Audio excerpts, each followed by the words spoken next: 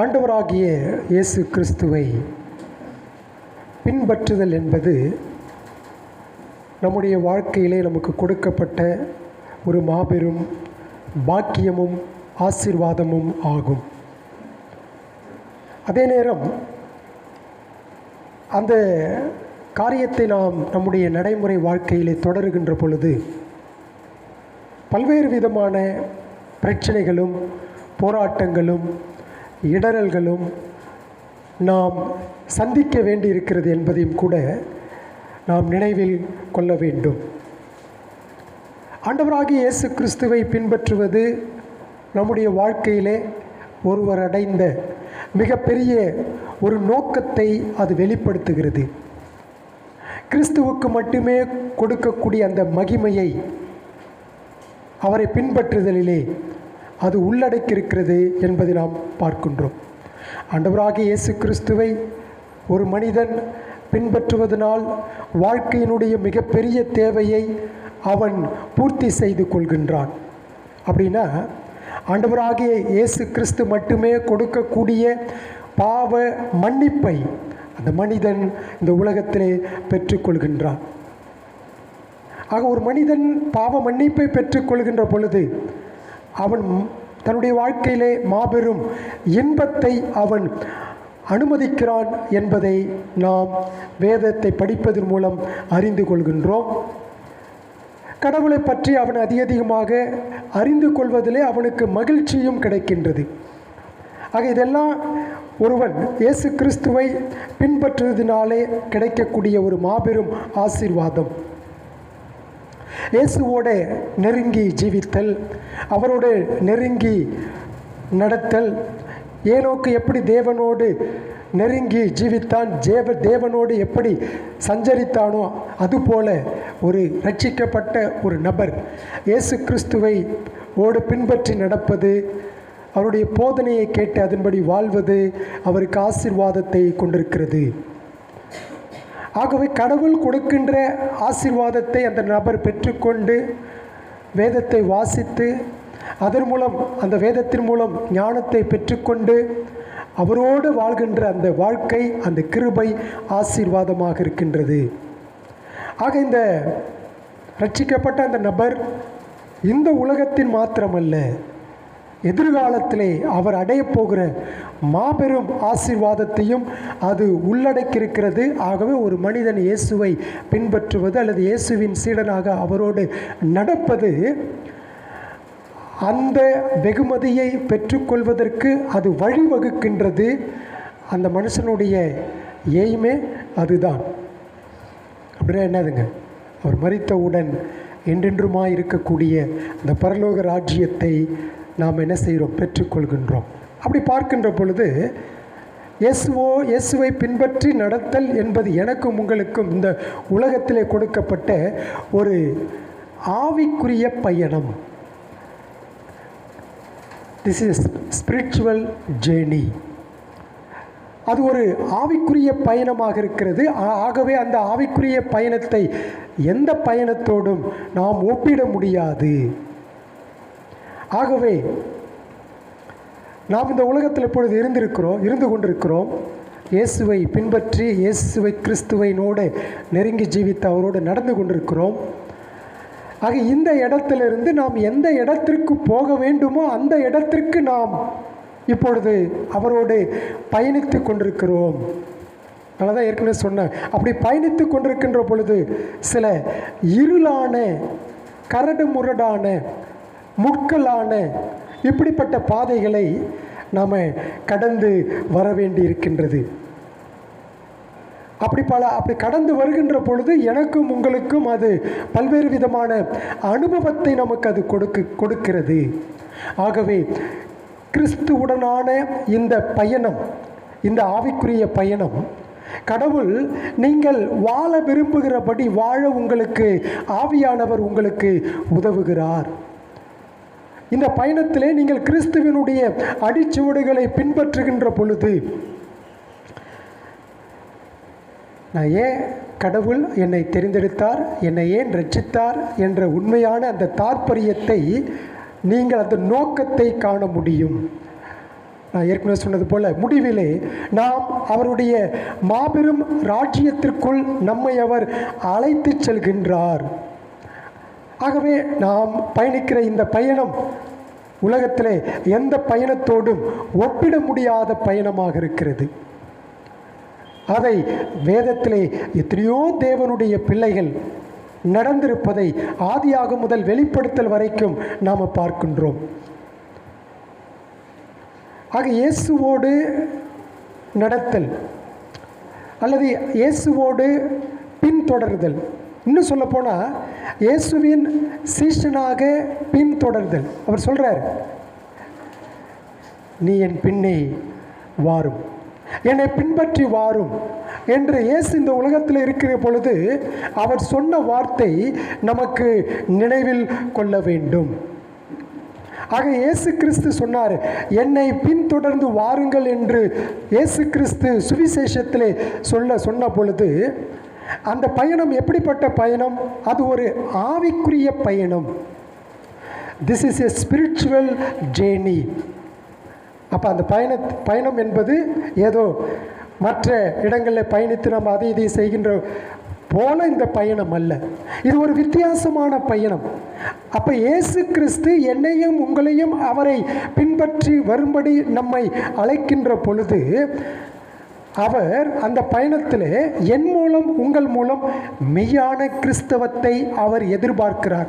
ஒரு மெய்யான கிறிஸ்தவத்தை நாம் பின்பற்றவர்கள் வேண்டியதாக இருக்கிறது என்பதை அவரோடு பயணிக்கக்கூடிய அந்த பயணத்தை அதற்கு ஒப்பிட்டு பேசுகிறார். அதை நம்ம மறந்துடக்கூடாது. ஆகவே இந்த ஆவிக்குரிய பயணத்தை தொடங்க அவர் தனிப்பட்ட முறையில் நம்மை ஒவ்வொருவரையும் அழைக்கிறார். இங்கே வந்திருக்கிற எல்லாரையுமே அவர் அழைக்கிறார். ஏற்கனவே நீங்கள் பயணிக்கிறீங்க தான், பயணிக்காமல் இல்லை. ஆனால் அந்த பயணம் சரியானதாக இருக்கிறதா சரியானதாக இல்லையா என்பதை மறுபடியுமாக ஒரு தற்பரிசோதனை செய்வதற்காக கடவுள் என்னையும் உங்களையும் அழைக்கின்றார். You walk R follow him. நீங்கள் அவரோடு நடக்க வேண்டும் அல்லது அவரை பின்பற்றி தொடர வேண்டும். ஏதோ என்னைய இயேசு வாக்கிங் கூப்பிட்ற மாதிரிலாம் கிடையாது, சரீர பிரகாரமாக. இந்த பயணம் என்பது கடவுள் நம்மை அழைக்கின்ற பொழுது எல்லாவற்றையும் நமக்கு எந்த விதமான பாதகமும் இல்லாமல் சாதகமாக வைத்திருக்கிறாரு. உங்களுக்கு எல்லா பிரச்சனை இல்லாமல் அப்படியே அந்த பாதையில் உங்களுக்கு லகுவாக்கி கொடுத்துட்டாரு. அப்படிப்பட்ட நோக்கத்தில் அப்படிப்பட்ட சிந்தையில் அவர் நம்மை அழைக்கவில்லை. அந்த பாதையிலே அவர் சென்றது போலவே நாமும் அவர் பின்னாடி செல்ல வேண்டும் என்றுதான் கடவுள் விரும்புகின்றார். ஆகவே நம்ம அவரோடு பயணிக்கிற அந்த பயணம் லகுவாக இருக்கும் என்று நாம் எண்ணிடக்கூடாது. அதாவது அவருடைய சுமை லகுவாக தான் இருக்கிறது. அதே சொல்கிறார், யூ லேர்ன் ஆஃப் மீ, என்னிடத்தில் நீங்கள் கற்றுக்கொள்ளுங்கள் என்று சொல்கின்றார். அப்போ அந்த இடத்துல நம்முடைய இருதயங்களில் அவரை பின்பற்ற அவர் நம்மை அழைக்கிறார். ஆகவே இதற்கு ஆவிக்குரிய பயணம் என்று பெயர். அப்படிப்பட்ட அந்த ஆவிக்குரிய பயணத்திலே அவர் நமக்கு கற்றுக் கொடுக்கிற அந்த விசுவாசத்தின் படிகளை எடுக்கவும் அவருடைய வழிகாட்டுதலை நம்முடைய வாழ்வில் பின்பற்றவும் அவர் நம்மை அந்த பயணத்தில் அழைக்கிறார். அதை நாம் பார்க்கின்றோம். ஆக இப்படிப்பட்ட இந்த ஆவிக்குரிய பயணத்திலே நம்முடைய தினசரி கிறிஸ்தவ வாழ்க்கையை நாம் எப்படி வாழ்கிறோம் என்பதை குறிக்கிறது. என்னுடைய அன்றாட கிறிஸ்தவ வாழ்க்கையிலே நான் கடவுளை எப்படி பின்பற்றி செல்லுகின்றேன், எப்படி பயணித்து கொண்டிருக்கிறேன் என்பதை அது நமக்கு வழி நடத்துகிறதாக இருக்கிறது. அப்படி நாம் அவரோடு பயணிக்கின்ற பொழுது நாம் வாழ்க்கையில் எடுக்கக்கூடிய தீர்மானங்கள் மிகவும் கவனத்தோடு நாம் தீர்மானத்தை எடுக்க வேண்டும்.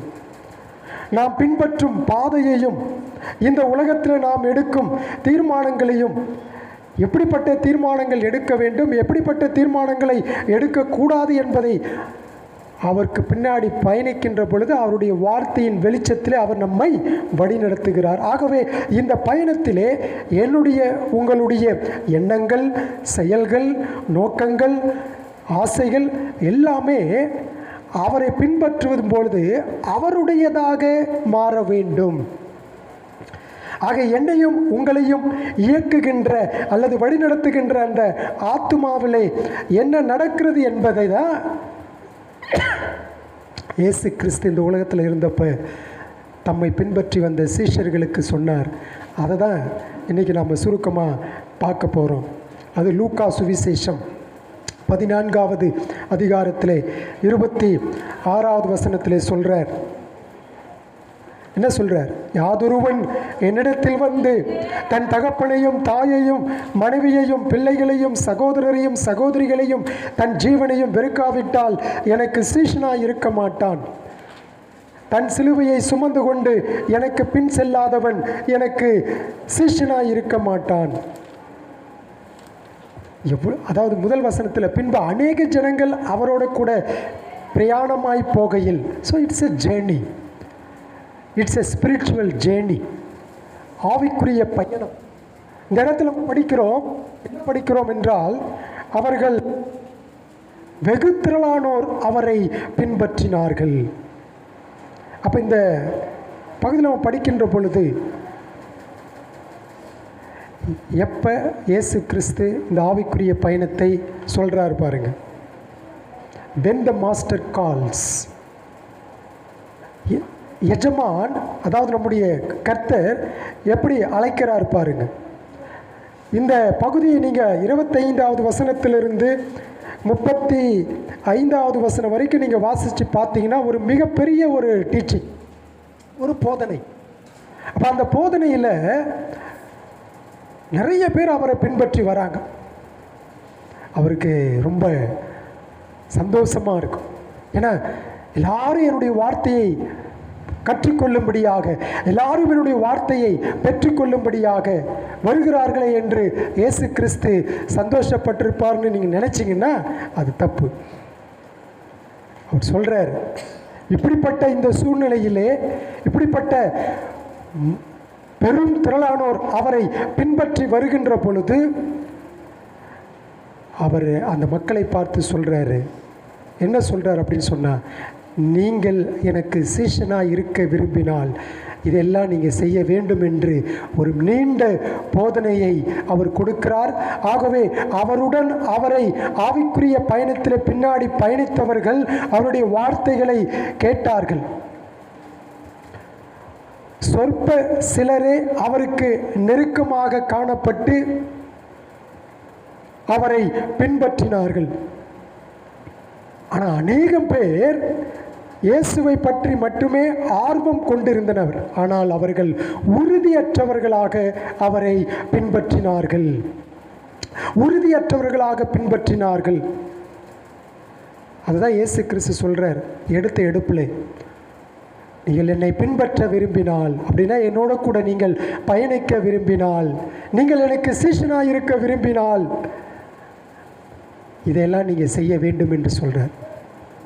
உங்களுடைய அனுதின வாழ்க்கையிலே, கிறிஸ்தவ வாழ்க்கையிலே, அதாவது ரொம்ப எளிமையாக நம்ம கிறிஸ்தவ வாழ்க்கையை வாழ்ந்து விடலாம் என்று சொல்லாமல் அவருடைய சிலுவையை எடுத்துக்கொண்டு வரும்படியாக, அந்த அவரை பின்பற்றுகின்ற உண்மையான சீஷர்களை பார்த்து உண்மையாய் அவர்களை நேசித்து உண்மையான விஷயத்தை சொல்லி கொடுக்கிறார். அவங்கள டிஸ்கரேஜ் பண்ணல, நீங்கள் அப்படியே போயிடுங்க, நான் சொல்கிற பாதை ரொம்ப கஷ்டம், அது ரொம்ப ஆபத்தானது, அது என்னால் மட்டும்தான் பயணிக்க முடியும், உங்களால் பயணிக்க முடியாது என்று அவங்கள பார்த்து அவர் டிஸ்கரேஜ் பண்ணலை. ஆனால் நான் சொல்லுகின்ற படி நீங்கள் நடக்கும் பொழுது நான் உங்களோட கூட இருந்து அந்த வழிகளை லகுவாக்கி உங்களுக்கு நான் பலன் தருவேன் என்று சொல்லுகின்றார். ஆகவே இயேசு உண்மையை நீங்கள் படித்து பார்த்தீங்கன்னா, இயேசு கிறிஸ்துவனுடைய இந்த கடினமான இந்த வார்த்தைகளை அவர்கள் கேட்ட பொழுது ஒரு சிலர் பின்வாங்கி போனார்கள், ஒரு சிலர் உண்மையாகவே தங்களை முழுமையாக கர்த்தருக்கு அர்ப்பணித்தார்கள். அதனால தான் அவர் சொல்கிறாரு, யாதொருவன் என்னிடத்தில் வந்து தன் தகப்பனையும் தாயும் மனைவி பிள்ளைகள் சகோதரர் சகோதரிகளையும் தன் ஜீவனையும் வெறுக்காவிட்டால் எனக்கு சீஷனாக இருக்க மாட்டான். தன் சிலுவையை சுமந்து கொண்டு எனக்கு பின் செல்லாதவன் எனக்கு சீஷனாக இருக்க மாட்டான். உங்களில் ஒருவன் ஒரு கோபுரத்தை கட்ட மனதாயிருந்து அஸ்திபாரம் போட்ட பின்பு முடிக்க திராணி இல்லாமற் போனால் பார்க்கிறவர்கள் எல்லாரும் இந்த மனுஷன் கட்டத் தொடங்கி முடிக்க திராணி இல்லாமற் போனான் என்று சொல்லி தன்னை பரியாசம் பண்ணாதபடிக்கு அதை கட்டி தீர்க்கிறதற்கு தனக்கு நிர்வாகம் உண்டோ இல்லையோ என்று முன்பு அவன் உட்கார்ந்து செல்லும் செலவை கணக்கு பாராமல் இருப்பானோ? அன்றியும் ஒரு ராஜா மற்றொரு ராஜாவோடு யுத்தம் செய்ய போகிற போது தன்மேல் 20,000 சேவகரோடு வருகிற அவனை தான் 10,000 சேவகரை கொண்டு எதிர்க்க கூடுமோ கூடாதோ என்று முன்பு உட்கார்ந்து ஆலோசனை பண்ணாமல் இருப்பானோ? கூடாதென்று கண்டால் மற்றவன் இன்னும் தூரத்தில் இருக்கும் போதே ஸ்தானாபதிகளை அனுப்பி சமாதானத்துக்கானவைகளை கேட்டுக்கொள்வானே. அப்படியே உங்களில் எவனாயிலும் தனக்கு உண்டானவைகளை எல்லாம் வெறுத்து விடாவிட்டால் அவன் எனக்கு சீஷனாய் இருக்க மாட்டான். உப்பு நல்லதுதான், உப்பு சாரமற்று போனால் எதினால் சாரமாக்கப்படும்? அது நிலத்துக்காகிலும் எருவுக்காகிலும் உதவாது, அதை வெளியே கொட்டி போடுவார்கள். கேட்கிறதற்கு காதுள்ளவன் கேட்க கடவன் என்றார். இன்றைக்கு உள்ள பிரசங்கத்தினுடைய பிரசங்கிமார்கள் பிரசங்கிக்கக்கூடிய வார்த்தைக்கும் அன்றைக்கு இயேசு கிறிஸ்து பிரசங்கித்த வார்த்தைக்கும் வித்தியாசத்தை பாருங்கள். ஆங்கிலத்தில் ஒரு பழமொழி சொல்லுவாங்க தெரியுங்களா? நாட், அதாவது சுகர் கோட்டிங் அப்படின்னு சொன்னால் உங்களை நான் கவர்ந்து இழுப்பதற்கு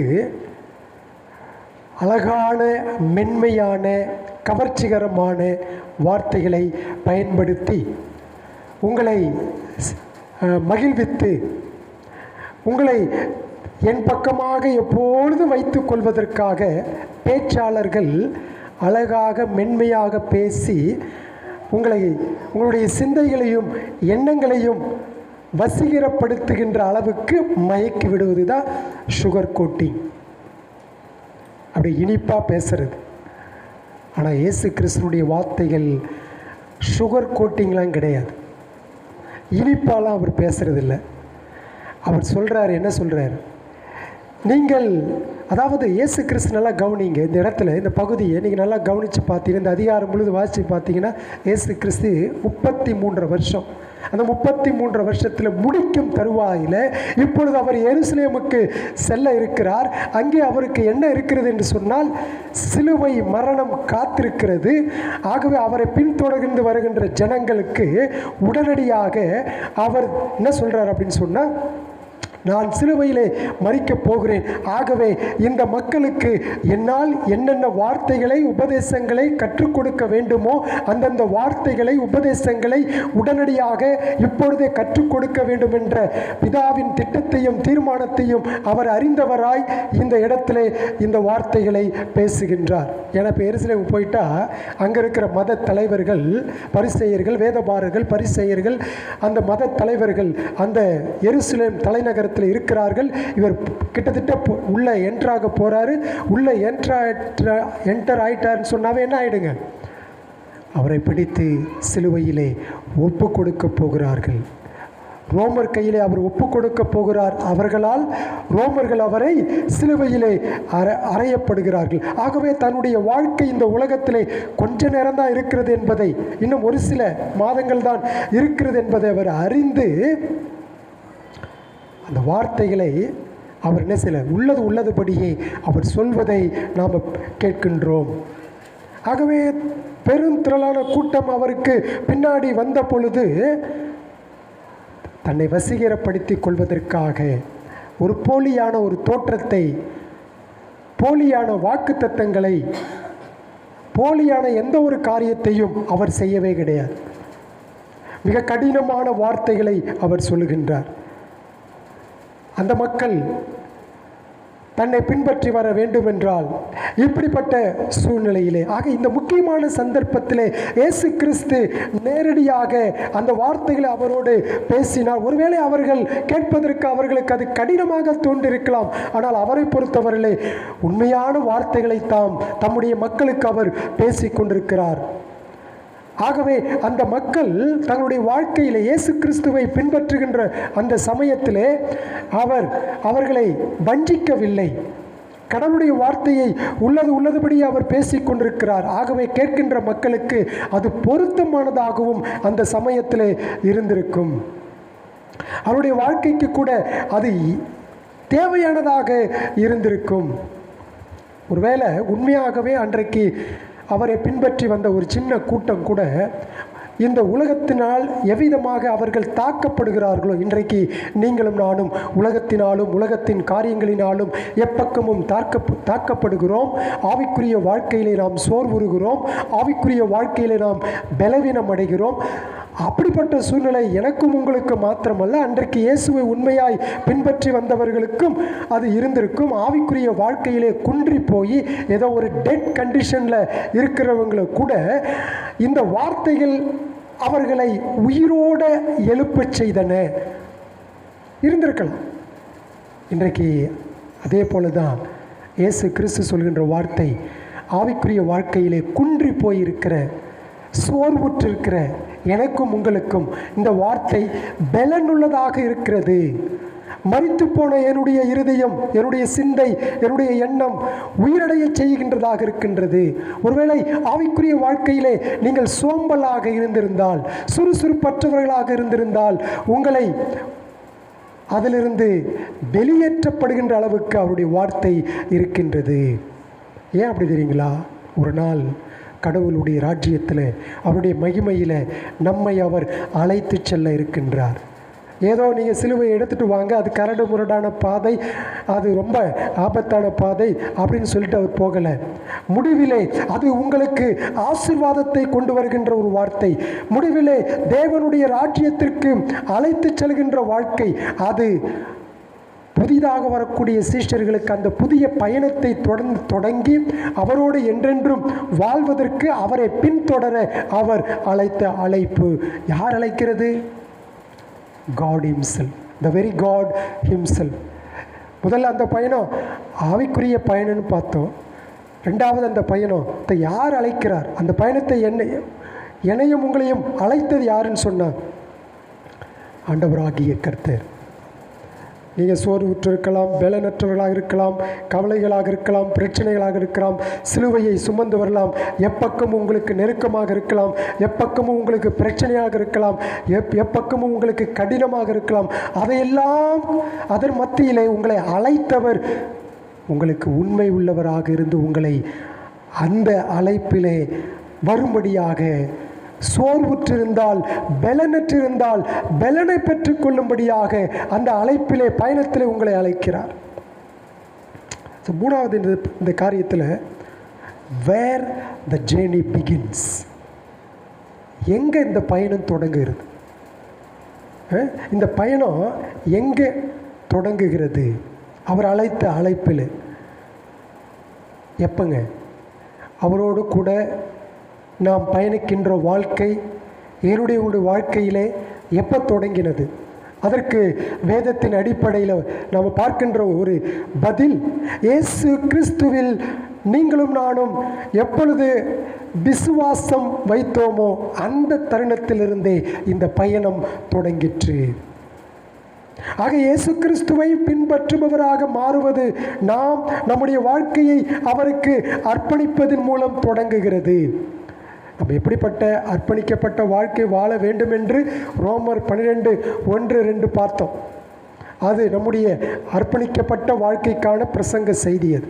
ஆனால் இந்த இடத்துல அப்படிப்பட்ட அர்ப்பணிப்பு என்னுடைய ஒரு வாழ்க்கையில் எப்போ தொடங்கினது என்றால், இயேசு கிறிஸ்துவை த டே when we put our faith on him, அவர் மீது எப்பொழுது நாம் விசுவாசம் வைத்தோமோ அந்த நாளிலிருந்து அந்த பயணம் தொடங்கிற்று. ஆக இந்த இயேசுவோடு நீங்களும் நானும் வைத்திருக்கிற அந்த உறவு ஐக்கியம் ஏதோ ஒரு குறிப்பிட்ட மாதத்துக்கோ அல்லது ஒரு குறிப்பிட்ட வருஷத்திற்கோ அல்லது திடீரென நீங்களாகவே அவரோடு கூட பயணிக்க வேண்டும் என்ற தீர்மானத்தை எடுத்ததிலிருந்து தொடங்குவதில்லை. ஏதோ ஒரு கூட்டத்தில் போயிட்டு சுவிசேஷத்தை கேட்டு ரட்சிக்கப்பட்டவங்களாம் கை தூக்குப்பான்னு சொல்லும் பொழுது அவங்க எல்லாம் கையை தூக்கி கிட்டத்தட்ட 600 பேர் அந்த இடத்துல கை தூக்கியிருப்பான். அந்த 600 பேர் பார்த்தீங்கன்னு சொன்னால் உண்மையாகவே ரட்சிக்கப்பட்டிருந்தா அவங்க 600 பேர் எங்கே வந்திருக்கணும்? சபைக்கு வந்திருக்கணும். ஆனால் அந்த ஞாயிற்றுக்கிழமை பார்த்தீங்கன்னா 600 பேர் கூட எவனும் வந்திருக்க மாட்டான். ஆனால் கூட்டத்தில் என்ன செஞ்சாங்க? எல்லாரும் கையை தூக்குனா. என்னன்னு கை தூக்குனா? யாரெல்லாம் இயேசுவை ஆண்டவராக இரட்சகராக விசுவாசிக்கிறீர்களோ கையை தூக்குன்னு சொல்லி எல்லாருமே என்ன செஞ்சாங்க? கையை தூக்குனா. எப்பொழுதுமே நல்லா கவனிச்சிங்க, ரட்சிக்கப்பட்டவன் ஞாயிற்றுக்கிழமை தோறும் எங்கே இருப்பான்? சபையில் இருப்பான். ஜெபாலயம், திருச்சபை. ஜெபாலயம் அது சரிதான். ஞாயிற்றுக்கிழமை ரட்சிக்கப்பட்டவன் அங்கே தான் இருப்பான். நீங்கள் அவனை கழுத்தை பிடிச்சி போகாத அப்படின்னா அவனால் என்ன செய்ய முடியாது? இருக்கவே முடியாது. இப்போ ரட்சிக்கப்பட்ட நபர் உண்மையாகவே விசுவாச ஆண்டவரை பின்தொடர்ந்து இருந்தால் அவன் மனசு ஞாயிற்றுக்கிழமை ஆண்டவரை போய் நான் பார்க்கணும்பா, ஆண்டவரை போய் நான் தேடணும்பான்னு சொல்லுவான். அதுதான் விசுவாசிக்கிற மனிதனுக்கு இருக்கக்கூடிய ஒரு அழகு. அது ஒரு கூட்டத்திலே தொடங்குவது அல்ல. ஒரே ஒரு கூட்டத்துக்கு போகிறோம் அன்றைக்கே தொடங்கிடுச்சு கிடையாது. நம்ம கிறிஸ்மஸ்க்கு மீட்டிங் வச்ச எல்லாரும் வந்தாங்க, ரட்சிப்பின் செய்தியை ஆழமாக கேட்டாங்க. அதுக்கு மறுவாரம் எவனாவது வந்தானான்னு கேட்குறேன். வரவே இல்லை. நீங்கள்லாம் என்ன சொன்னீங்க? சூப்பர் மெசேஜ், இவரை மாதிரி பேச இல்லை, ஆள் இல்லை, டெலிபரேட்டாக பேசுகிறார் அப்படின்னு எல்லாரும் சொன்னீங்க. ஆனால் வந்தவங்களுடைய இருதயம் எப்படி ஆகிப்போச்சு? அது கல்லாக மாறிடுச்சு. சரி, அப்படி அவர்கள் விசுவாசித்திருந்தால் அவங்க கட்டாயம் எங்கே வந்திருப்பாங்க? இங்கே வந்திருப்பாங்க. அதுக்காக அத்தோடு நிப்பாட்டினதில்லை. அவர்கள் நம்ம ஃபாலோ அப் ஒர்க் பண்ணி அவர்களை நாம் வழிநடத்துவது வேண்டியது சபையின் பொறுப்பு, போதகருடைய பொறுப்பு அல்ல. அது சபையின் பொறுப்பு. யாரெல்லாம் வந்தாங்களோ சபையில் உள்ளவங்க போய் மீட் பண்ணி அதை அவங்களுக்கு தொடர்ச்சியாக நீங்கள் வாங்க, ஆண்டவருடைய வார்த்தையை கேளுங்கன்னு சொல்லி நீங்கள் செய்ய வேண்டிய அந்த பொறுப்பு அது. So that's the another subject. ஆனால் இந்த இடத்துல நான் என்ன சொல்ல வரேன் அப்படின்னு சொன்னால், நம்முடைய வாழ்க்கை விசுவாசத்தின் போது அந்த பயணம் தொடங்குச்சு. என்னுடைய முயற்சியினால் அது கிடையாது. நாம் நமது வாழ்க்கை அவரிடம் ஒப்படைப்பதற்கு முழுமையாக எப்போ நம்முடைய வாழ்க்கையை அவரிடம் ஒப்படைக்கிறோமோ அந்த நேரத்திலிருந்தே, அந்த நொடி பொழுதிலிருந்தே அந்த பயணம் தொடங்குகிறது. இப்போ நான் ஃபாரின் போகணும்னு சொன்னால் எனக்கு என்ன வேணும்? பைசா வேணும். ஆனால் இயேசுவோடு நடக்கிற பயணத்துக்கு என்ன வேண்டியதில்லை? பைசா வேண்டியதே இல்லை. இலவசமான ஒரு பயணம். இருந்த இடத்திலிருந்தே நாம் அவரோடே பயணிக்கின்ற பயணம். அதற்கு நீங்கள் எந்த விதமான செலவும் செய்ய வேண்டியதில்லை. ஆக இயேசுவோடு இந்த பாதையில் நமக்கு ஒரு இடத்தை பெற்று தரக்கூடிய, இயேசுவோடு பயணிக்க போகிறோம், பயணிச்சிட்ருக்கிறோம். எதிர்காலத்தில் அவர் நமக்கு ஒரு இடத்தை ஒன்று கொடுக்க போகிறாரு. அந்த இடத்தை பெற்றுக்கொள்வதற்கு நீங்களும் நானும் பணம் செலவிட வேண்டியதில்லை. எந்த நற்கிரியைகளை செய்ய வேண்டிய அவசியமும் இல்லை. காரில் போகிறீங்க. இப்போ ஸ்டெஃபிலா நேற்று கார்லேருந்து வந்திருக்கிறாங்க. எங்கேருந்து? சேலத்துலேருந்து இங்கே புதுக்கோட்டை வந்திருக்காங்க.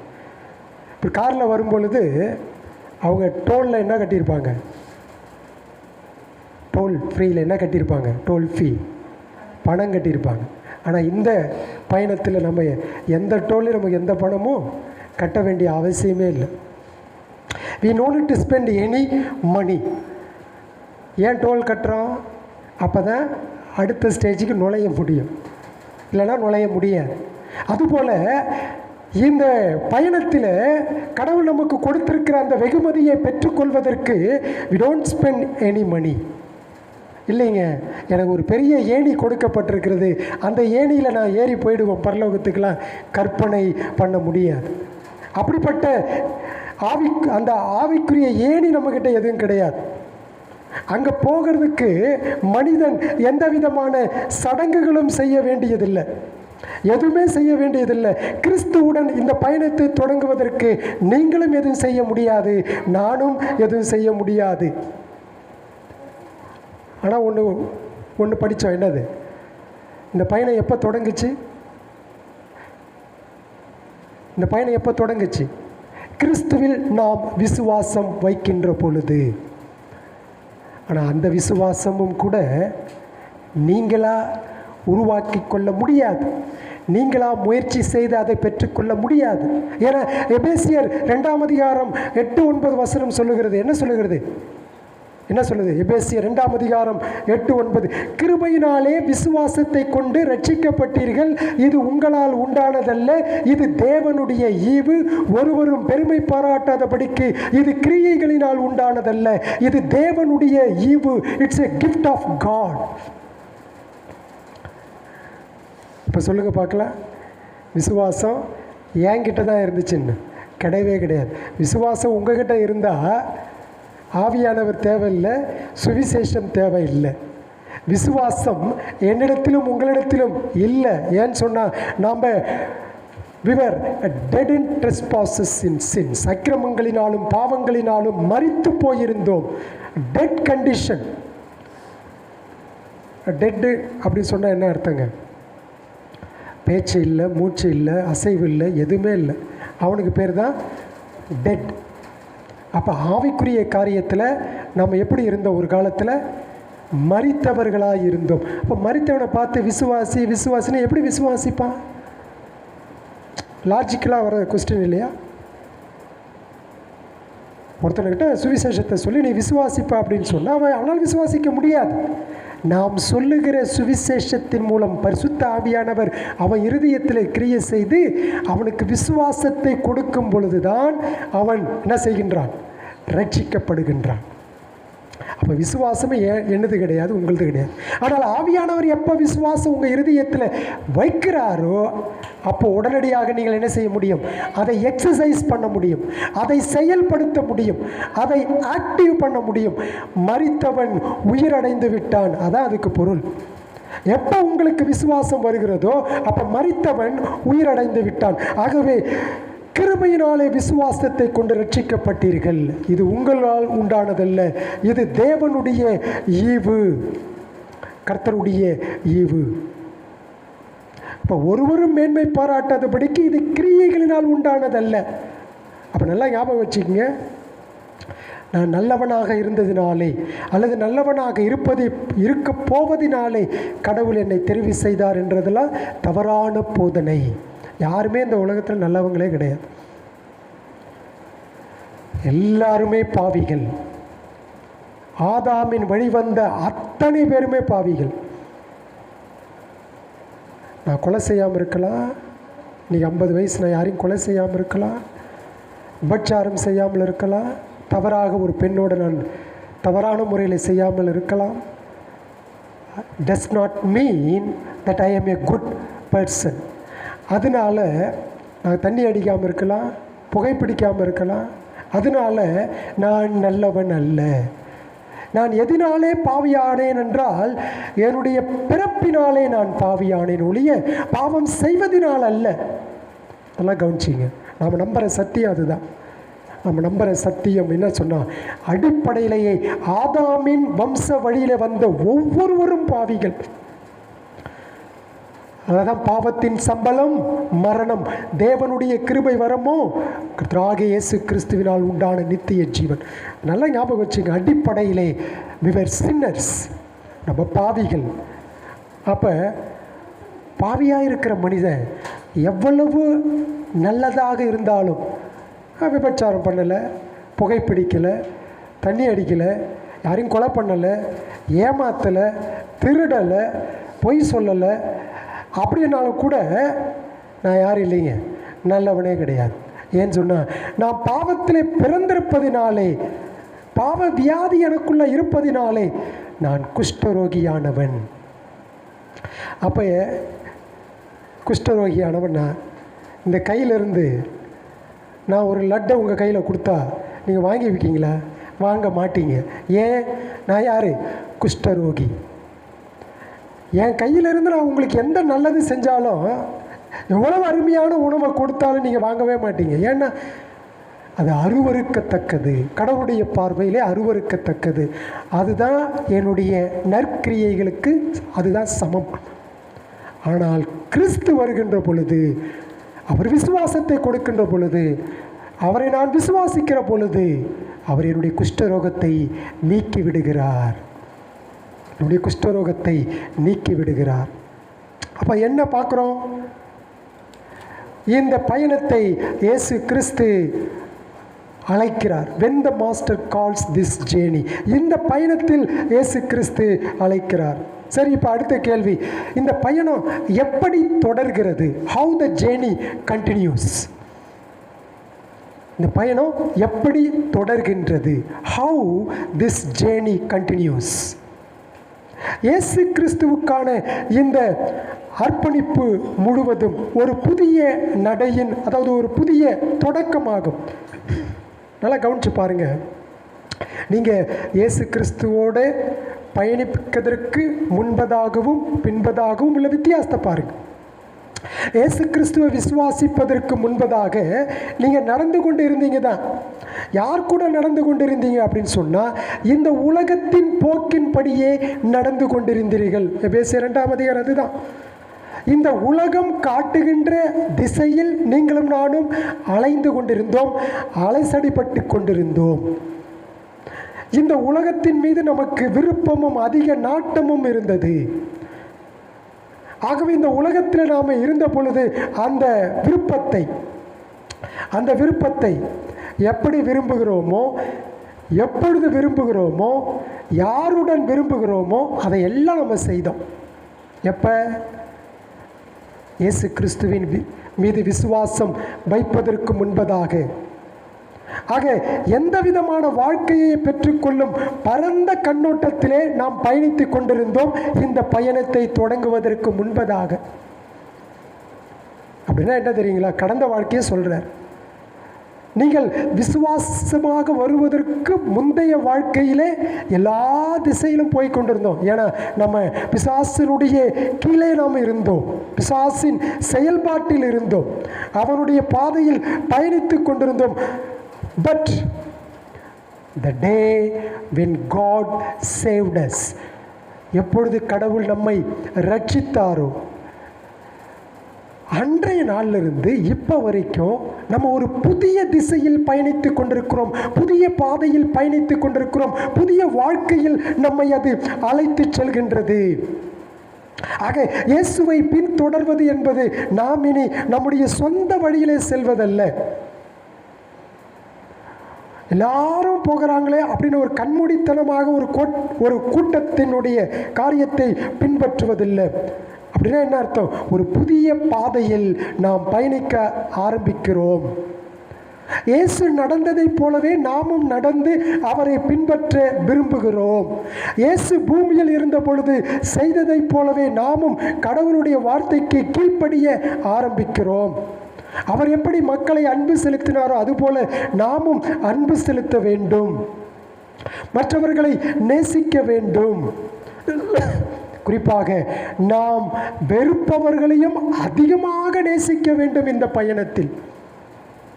எனக்கு சிலரை பிடிக்காது, ஆனால் கடவுள் சொல்கிறாரு அவர்களை நீங்கள் அதிகமாக நேசிக்க வேண்டும் என்று. ஆக ஒவ்வொரு சூழ்நிலையிலும் அவர் செயல்பட்டது போல் நாம் செயல்பட வேண்டும். இந்த பயணம் அப்படி தான் தொடருது. இந்த பயணம் அப்படி தான் நமக்கு வந்துக்கிட்டே இருக்கும் முடிவு வரைக்கும். கடவுள் மீது மிகுந்த விசுவாசத்துடன் அவர் செய்தது போலவே வாழ்க்கையில் பல சவால்களை நாம் சந்திக்க வேண்டும். கிறிஸ்தவ வாழ்க்கை அப்படின்னு சொன்னாலே, உண்மையான கிறிஸ்தவ வாழ்க்கைன்னு சொன்னாலே அது போராட்டமான வாழ்க்கை. நல்லா யோசிச்சு பாருங்கள். நீங்கள் விரும்புகிறது நான் விரும்புகிறது நடக்குதா? இல்லையே. அதுக்கு எல்லாமே ஆப்போசிட்டாக தான் நடக்குது.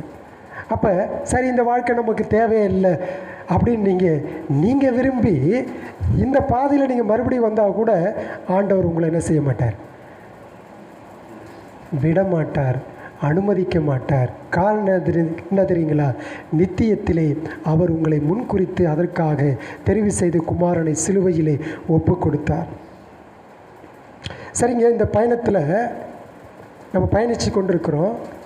வாட் த ஜேர்னி ப்ரொவைட்ஸ், இந்த பயணத்தில் பயணிக்கின்ற பொழுது எனக்கு என்னென்னலாம் அது பெற்று தருகிறது, அந்த பயணத்தில் எனக்கு என்னென்ன கொடுக்கிறது, இந்த பயணத்தில் இயேசுவை பின்தொடர்வது நாம் பெறக்கூடிய மிகப்பெரிய ஆசீர்வாதங்களை நமக்கு வழங்குகிறது. எண்ண முடியாத ஆசீர்வாதங்கள். நீங்களும் நானும் நம்முடைய வாழ்க்கையை அவருக்கு அர்ப்பணிக்கின்ற பொழுது அந்த ஆசீர்வாதங்களை நாம் பெறுகின்றோம். என்ன ஆசீர்வாதம்? இப்போ நீங்கள் ரட்சிக்கப்பட்டீங்க இல்லைங்களா? என்னைக்கு ரட்சிக்கப்பட்டீங்க, டேட்டு, டைமு, வருஷம், அதெல்லாம் எனக்கும் தெரியாது. ஒருவேளை உங்களுக்கு தெரிஞ்சிருக்குமா எனக்கு தெரியாது. அப்போ இயேசு கிறிஸ்துவை நீங்கள் விசுவாசித்த நாளிலே நீங்கள் என்ன பெற்றுக்கொண்டீங்க?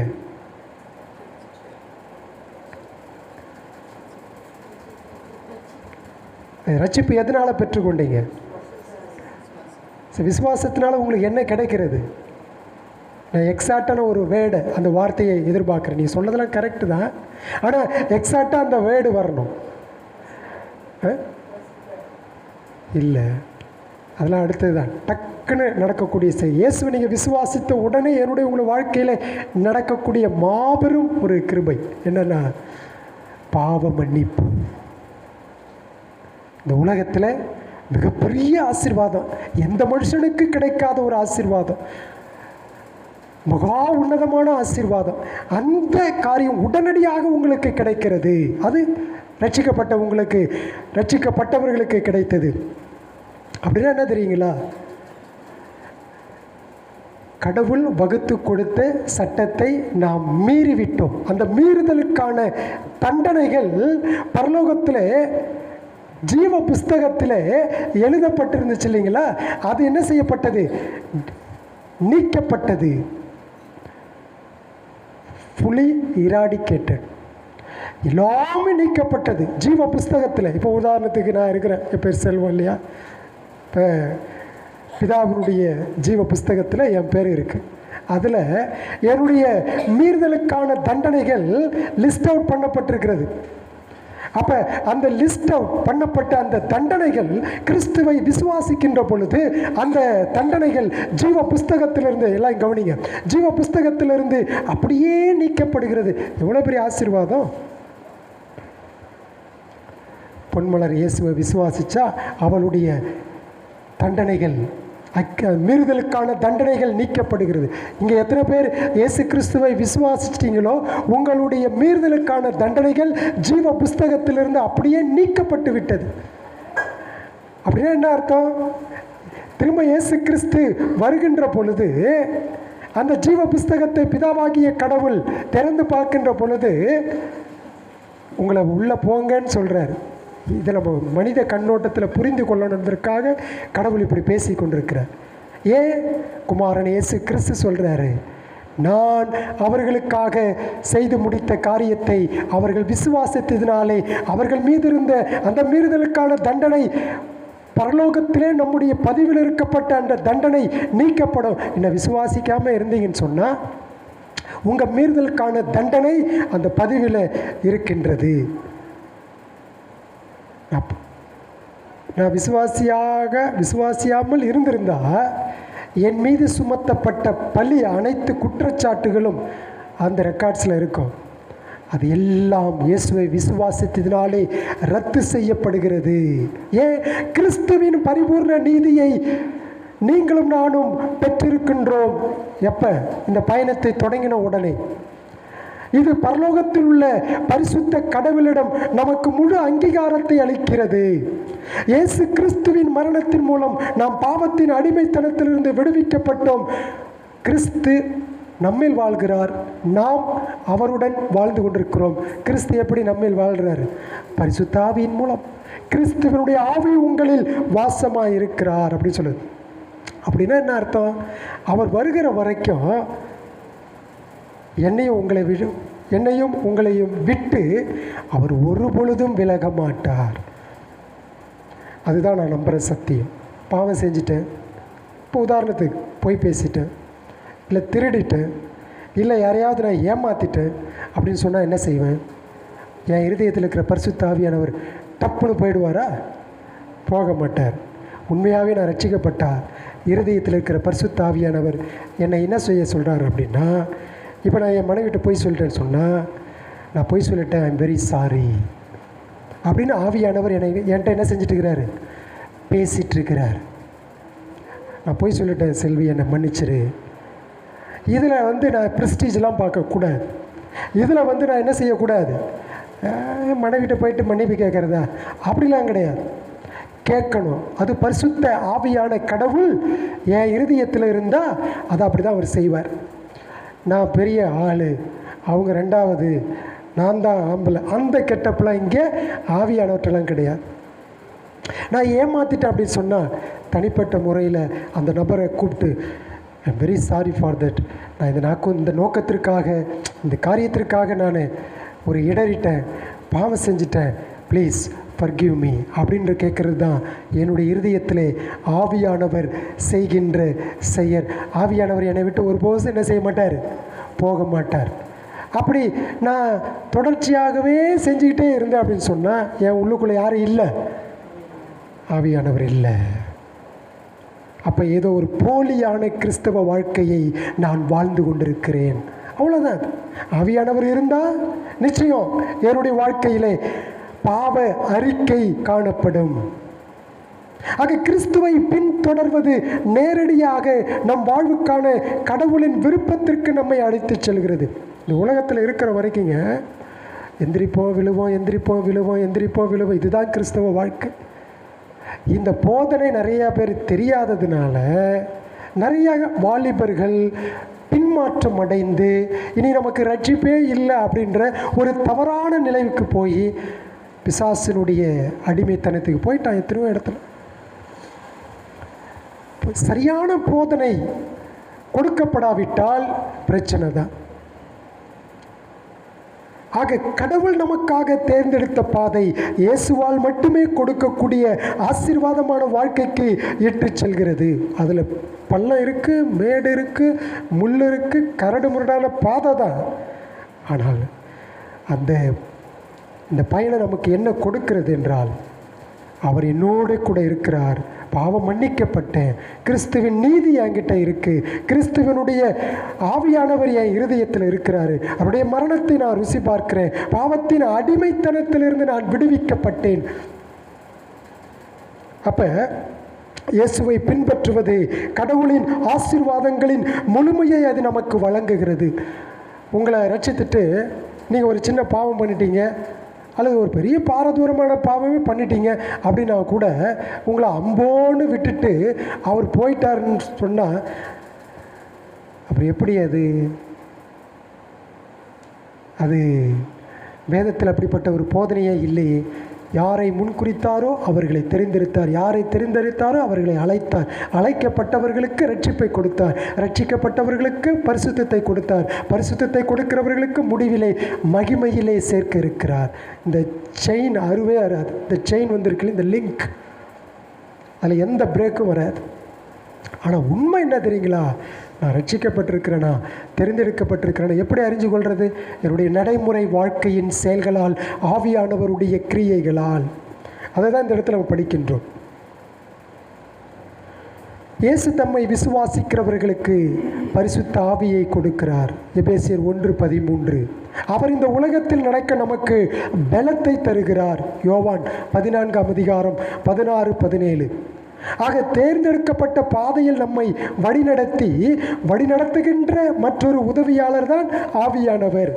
அப்ப நான் சோர்வடையும் பொழுது ஆவியானவர் எனக்கும் உங்களுக்கும் ஆறுதல் கொடுக்கிறவராக இருக்கிறார். நாம் மன நிறைவுடன் இருக்கின்ற பொழுது நம்மை அவர் தொடர்ச்சியாக போதிக்கிறார். நீங்களும் நானும் வழி தவறும் பொழுது நம்மை எச்சரித்து கண்டிக்கிறார். உண்மையான தகப்பன் தன் பிள்ளைகளை எச்சரித்து கண்டிப்பவன்.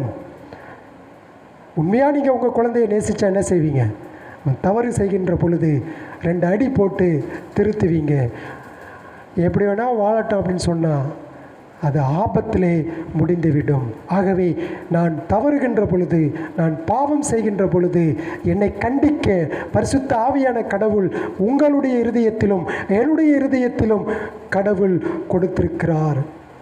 இப்போ இதெல்லாவற்றையும் கடந்து யோவான் 14:27 படி என்ன பார்க்கிறோம்? இந்த உலகம் கொடுக்கக்கூடாத சமாதானத்தை பரிசுத்த ஆவியானவர் எனக்கும் உங்களுக்கும் கொடுத்திருக்கிறார். உண்மைதான், நான் இல்லைன்னு சொல்லலை. நம்ம எப்போ இந்த பயணத்தை ஆரம்பித்தோமோ இப்போ வரைக்கும் நமக்கு என்ன இருக்குங்க? பிரச்சனைகள், போராட்டங்கள் இருக்கிறது தான். எப்பக்கமும் நாம் நெருக்கப்படுகின்றோம், உடைக்கப்படுகின்றோம், தகர்க்கப்படுகின்றோம். ஆனால் அதை காட்டிலும் ஆவியானவர் உங்களுக்கு உள்ளாக இருந்து அவருடைய வார்த்தையின் மூலம் இந்த உலகம் கொடுக்கக்கூடாத சமாதானத்தை அவர் உங்களுக்கு கொடுத்திருக்கிறார். ஆக இந்த சமாதானம் தான் நமது பல சிரமங்களுக்கு மத்தியில் சமாதானமாக என்னையும் உங்களையும் வாழ வைத்து இந்த இடத்திற்கு ஆவியானவர் உங்களை அழைத்து கொண்டு வந்திருக்கிறார். ஆக இயேசு கிறிஸ்துவும் அவ்வாறே தம்மை பின்பற்றுகிறவர்களுக்கு மகிழ்ச்சியை தருகிறார். யோவான் 15:11 நாம் இந்த உலகத்தில் வாழ்கின்ற பொழுது, அவரோடு பயணிக்கின்ற பொழுது வருகின்ற சவால்களை எதிர்கொண்டு வெற்றியுடன் வாழ ஆவியானவர் நமக்கு உதவுகிறார். நானும் நீங்களும் தினமும் அவருடன் நடக்கின்ற பொழுது அவருடைய ஐக்கியத்தை நமக்கு அவர் தருகின்றார்.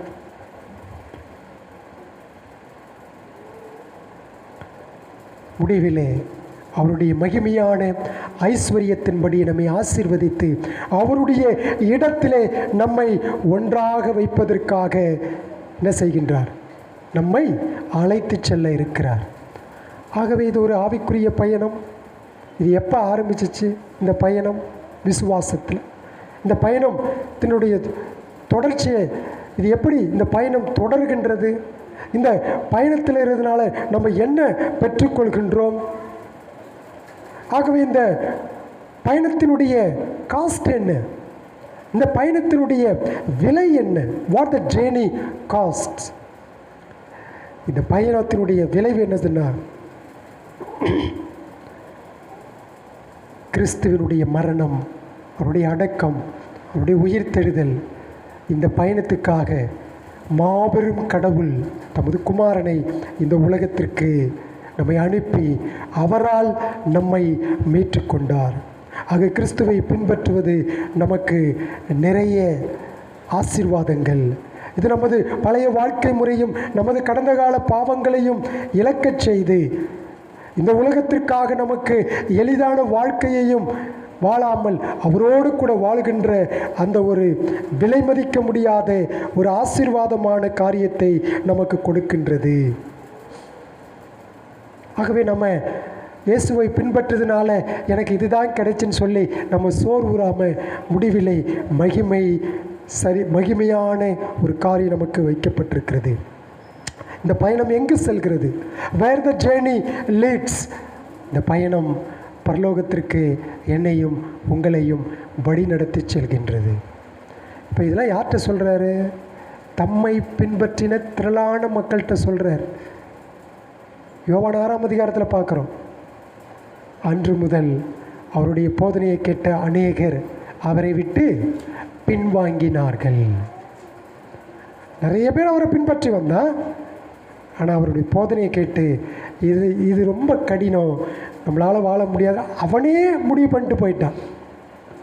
ஆனால் ஆண்டவர் சொல்கிறாரு, என் சுமை லகுவாகவும் எளிதாகவும் இருக்கிறது. ஆவியானவர் உங்களுக்கு நான் கொடுத்திருக்கிறேன். அவர் தம்முடைய வார்த்தையை கொண்டு இந்த பயணத்தில் என்னையும் உங்களையும் அவர் பயணிக்க செய்து கொண்டிருக்கிறார். முடிவிலே அவரது மகிமையை நாம் பெற்றுக்கொள்ள இருக்கிறோம். ஒருவேளை ரட்சிக்கப்படாதவர்கள் இருந்தால் இந்த பயணத்தை இயேசுவோடு நீங்கள் ஆரம்பிக்கலாம். எப்படி ஆரம்பிக்கிறது? விசுவாசம்தான். எப்படி அந்த விசுவாசம் வரும்? இந்த வார்த்தைகளை கேட்பதன் மூலம் பரிசுத்த ஆவியானவர் கிரியை செய்கிறார். அப்படி அந்த விசுவாசத்தின் மூலம் நீங்கள் இயேசு கிறிஸ்துவை ஆண்டவராகவும் இரட்சகராகவும், என்னுடைய பாவத்திற்காக அவர் மரித்தார், அடக்கம் பண்ணப்பட்டார், உயிர் தெழுந்தார் என்று விசுவாசிக்கும் பொழுது நீங்கள் இயேசுவோடு அந்த பயணத்தை பாவ மன்னிப்பின் நிச்சயத்துவத்தோடு தொடங்குகிறீர்கள். கர்த்தர் தாமே இந்த வசனங்களை நமக்கு ஆசீர்வதித்து தருவாராக. ஆமென்.